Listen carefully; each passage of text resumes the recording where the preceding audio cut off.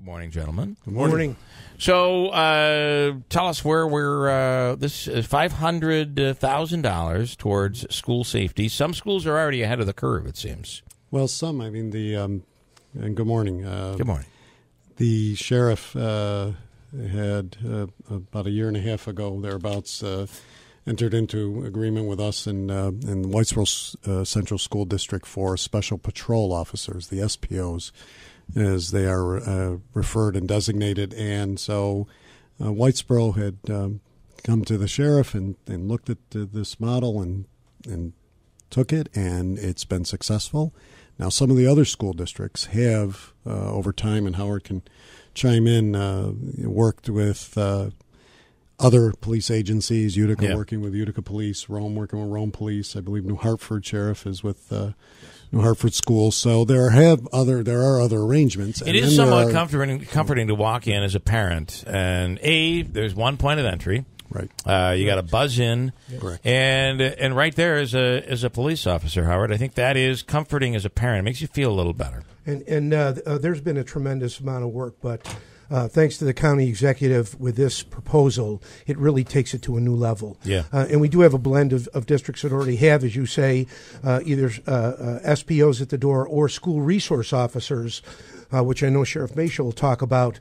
But it does add a tremendous level of as you say, comfort, but also safety and security for the students and staff. Sheriff, tell what is the difference between these terms? Sure. Special Patrol Officer, SPO, that's actually a job title, a civil service job title under general municipal law. Specifically, that has to be a retired peace or police officer who possesses a valid New York State pistol permit, and they can provide security services at municipal or government-owned buildings. All right. That's specifically what they do. Now, obviously, there's how would that compare to, let's say, college campus security? I know that. Well, it depends on the college. If it was a private college, you couldn't have an SPO at a private college. Okay. But if it was a public state university or a state university, you could. Although they have a different issue there. But currently, we have, in addition to the Whitesboro Central School, we have SPOs that do security work at some of the county-owned properties. Throughout the county. Okay. But right. And the difference with an SRO is they too are armed, uniformed members of the sheriff's office who are there to obviously confront an issue should one come in. But they are also working with the kids, doing. They're not counselors, obviously, but they're counseling kids on right and wrong. They may be teaching teenagers don't text and drive, don't drink and drive. Okay. Little kids, Halloween safety, stranger danger. That's something an SPO couldn't do because that's not part of their job description. Typically, Whitesboro, single point of entry, SPO sits there, checks people in, but they can also intervene if there's an irate parent, an order of protection violation, a fight. They can break the fight up. They are peace officers, so they can detain people, and if an arrest needs to be made, they would call the uniformed car in off the street. I think it goes back to what you said at the beginning, Bill. The having the comfort of having an SPO at the door, and that's the difference with the SROs and the SPOs. They are the single point. They are the first line when people walk in that door. And it does send. I think it sends a message that there's somebody there, and that somebody is trained to use a weapon if something horrible were to happen. Howard, can you tell me who is? So New Hartford goes out. They cut a deal with the New Hartford Police Department. Do they go through BOCES to do that? Same thing for Utica. Whereas Whitesboro went through you guys. And then my second part of this is, who oversees these people?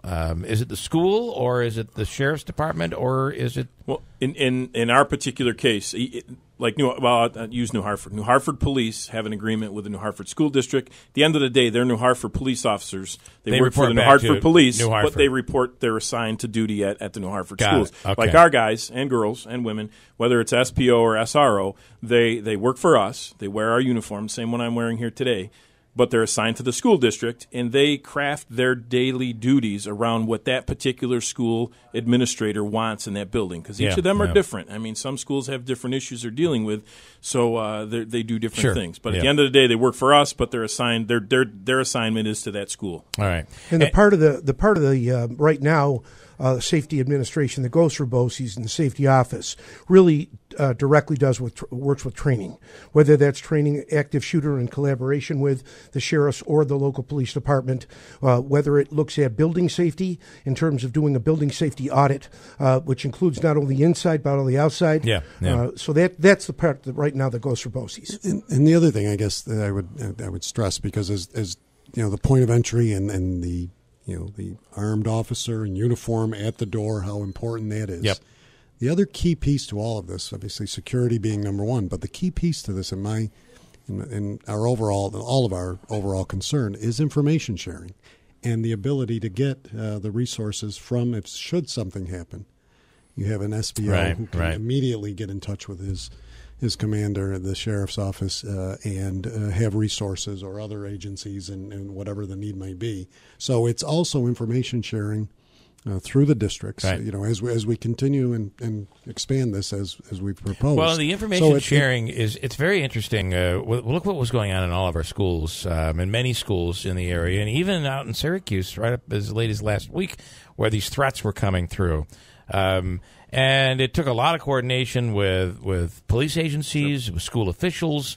Communication is pretty big. Not to mention, we just had a gun shop owner on yesterday who may very well have single-handedly, with one move, tragedy from occurring at Syracuse University. Tragedy at SU. I mean, this guy saw something. He was concerned. And instead of just saying, no, you can't get the gun, he contacted Madison County Sheriff's Department. And I think the key to the second part of the county executive's proposal yesterday, we're talking about communication, was, and he'll talk about that, obviously, the addition of the 911 dispatchers. Because, again, they are the front line. They're taking that first call. Mm-hmm. And they're key to getting us to where we need to be. Yeah. And how I want to ask you, the president was saying, we're going to arm teachers. I know how the sheriff feels about that, and we'll speak with the sheriff on that. What is your take on arming teachers? Well, I think the method of bringing in trained police officers who have been trained, who have the background, who have the ability to work and confront these emergency situations is clearly the way to go. We're trained as educators to do that job, educate children. Having emergency management personnel, having police online, I believe is the clear way to go. And I think that the county executive's proposal and the support from the sheriff and the local police agencies is the direction, because it's not a training we have. And it is a training that our police officers have, and they've demonstrated this time and time again. And I cannot think of, my wife's a teacher, I cannot think of my wife with a glue gun, for God's sakes. Just saying. I was going to chime in. My wife's a social worker at the school, but I won't say that because we pay for it when I get home. Believe me. I'm sure. But one of the things, Sheriff, you've talked about, I think this is very big, is when there is a situation, we all hope that we'll be heroes and we'll stand up and do the right thing. But when you're trained, that is all the difference in the world, right? Sure. And right now on staff, I think we have about 37 SPOs that work for me currently. Like I said, whether it's school details or other public buildings, these are all career, either, like I said, police officers who've got tactical experience. A couple of them were tactical commanders, narcotics commanders. We've got guys who have spent 35 years working in a correctional facility. I mean, these people dealt with this every single day in their career, so they're a perfect fit for this. And at the same time, they're mature enough where they're compassionate when they have to be compassionate with things that because again, most of the time they're not dealing with these confrontational things. It is interesting to watch the dynamic of a police officer sitting there at a desk and watching people come in an elementary school, and watching the police officer. And I can only tell you, when we were picking up toys for our Toys for Tots campaign at Christmas time, the police officer was helping, but he was right there. And watching the way that this police officer in particular deals with children is there is that compassion, which I think it's important. You don't want to scare these kids. And these are people who want to be in the school. And I'm not going to assign someone in the school that doesn't want to be there. These are folks who want to be there, and they do a great job. I just had a quick question, a follow-up to what you were talking about, the 911 center. And one of the things you brought up at the press conference yesterday that stuck with me is we don't think about, so you have the incident at Utica College, and but other stuff's still going on, right? Yeah. In the county. Exactly. Whether it's that incident, whether it's a major incident in one of the cities or out in the rural parts, everything else is still happening. So those dispatchers are still taking the car accidents, the burglaries, the larceny calls, the stranded motorists, the fire calls. Everything else is still happening. Yeah. So again, I think that was something that really stood out. I mean, it's something that we're always concerned about, especially when you have multiple incidents happening, and you don't know if one's a diversion, one's an issue, and that's something that the sheriff deals with each and every day, and something that we have to be concerned about. When a lot of resources, a great deal of resources, in Utica College, Utica did a great job with that, but a great deal of resources were put into that situation, and then the question becomes, okay, what's the rest of the county look like? Right. And obviously, the sheriff, has that covered. But the sheriff's office also patrolled Utica that day because Utica was stressed at what was happening. So one of the other initiatives that came out yesterday or that we're proposing is additional 911 dispatchers, which there's only 4, and you look at 4, but that gives us another dispatcher each day in critical times, and that's key. Especially as whether it was a Utica College or whether it's Westmoreland or Holland Patton or New Hartford or Utica, wherever, it gives us more dispatchers to handle those overflows, because then you've got a lot of other information coming in that's not true. That's significant. And Bill, you brought. I didn't mean to interrupt. No. Bill, you brought up a great comment about the information flow to schools. Right. And one thing that the county executive has shared with me, and certainly the sheriffs in the 911 center, when something occurs at one school, it has a ripple effect all the way up and down the line. We saw that with the UC and the other events that happened. And having this a more robust 911 center and having communications to all the school leaders really creates a network where people know what's happening. They can respond appropriately, whether it's a shelter in place or hold in place or a lockout, whatever it may need to be, as long as we know about it. And I think this enhanced communication system, county-wide communication system that the county executive is proposing is extremely important. And having terminology that is uniform, which I think we now have, right? Correct. We're getting used to it still, but it is extremely important because parents want to know. Well, the schools in Howard's done a great job. They put together the listing of the lockdowns, the lockouts, what each one means. What each one means. The other piece that we're working, that we held the meeting, and this we've held several meetings jointly with Law Enforcement Coalition and the school superintendents under Howard's direction to look also at, as he just said, when something happens in one school, there's a ripple effect.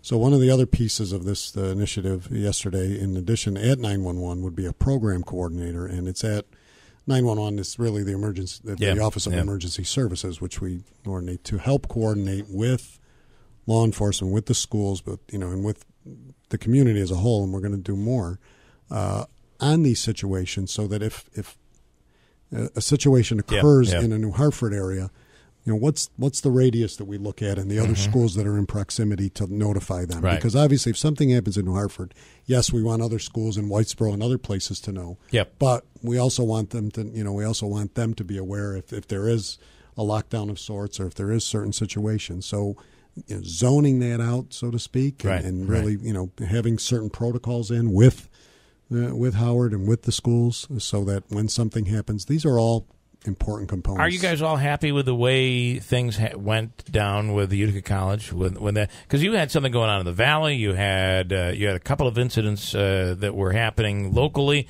Right. Initially, we didn't know if they were connected to Utica College. There was a lot going on that day. There was a lot of moving parts. As the county executive said that day, because Utica was tied up, they asked us to take priority calls in the city, which we did. But again, there's still 26 towns out there that are getting phone calls. Even if we look back at the day, we had a threat at Holland Patton and Westmoreland at the same exact time, same day, same time. And every resource I had was tied up on those 2 incidents. I had no one else to take other calls. So again, being able to, we never have enough working at the right time. It always seems to happen that way. A good, clearly, ultimately, there was no disaster. There was nothing. We made arrests in both of those cases. Did we want to arrest young kids? No, we don't. But at the same time, we have to send a strong message that is not going to be tolerated. That cost us thousands and thousands of dollars that day in resources. But it was a good run. It was a good way to see everything work, and to you learned from that. We did, and I think that we also saw the openings, though, as the sheriff said, because clearly, and the other thing with an incident like a Utica College that was as large and scoped out as it was, made it seem so. You have a lot of first responders who just went to that scene, correct? Because they're these police are trained. They're dedicated people. The dedicated people. They're trained. They want to help. They want to be there, and they're clearly the right people to have there. But then so we don't want that to open up the gaps where we are. So it helped us in that regard too, and that's why the more dispatchers looking at the SPOs and so all of this is all inclusive in really a general. Is this part of the state program? This money for this, or is this coming out of your? Money. This is county money right here. Right now. Okay. Right. There was nothing in the state budget, right? Nothing that I saw. No, Very disappointing. Very disappointing. That There's a lot of talk about it. I mean, there's always school aid, and I'm not saying that doesn't need to be there. But everybody talked about school safety, and that's something I said yesterday. From Washington on down, we haven't seen any money in that regard. Does the off target a little bit? Does the formula ever get fixed? Well, we certainly hope it does. It certainly hasn't been fixed in our area. We're very high state aid dependent. We're low wealth, and it dramatically impacts our region. And the formula is so important because it does. It's the great equalizer. Right? That's a great way to put it. Yeah. For districts who are strapped with funds, the formula is supposed to be that equalizer, and it hasn't been in our region. And to have the county executive step up, to have the sheriff step up, and all of our local police agencies step up is just monumental. Yeah. And I have to say I applaud the leadership and the courage to take this on, because it really is a tremendous asset to Oneida County. All right, Howard Mettelman, thank you so much. Thank you. Anthony Picente and Sheriff Maciol. Great to be here. It would be awful if we didn't do anything, wouldn't it? Well, something happened. That's not our jobs. That's not an option. I think that's the best way we put it. Not doing anything, and we have more to come. I think we have. I spoke of it yesterday. I mean, the deputies assigned to the caseworkers is another piece because of the danger and the connection with the schools and other things. But also, we're also looking and working with the schools on mental health issues and identifying. And it does come back to what I said with all of this. It's sharing of information so that we can avert these tragedies. All right, gentlemen, thanks so much. We appreciate it. Thank you. Thank you very much. Moving forward.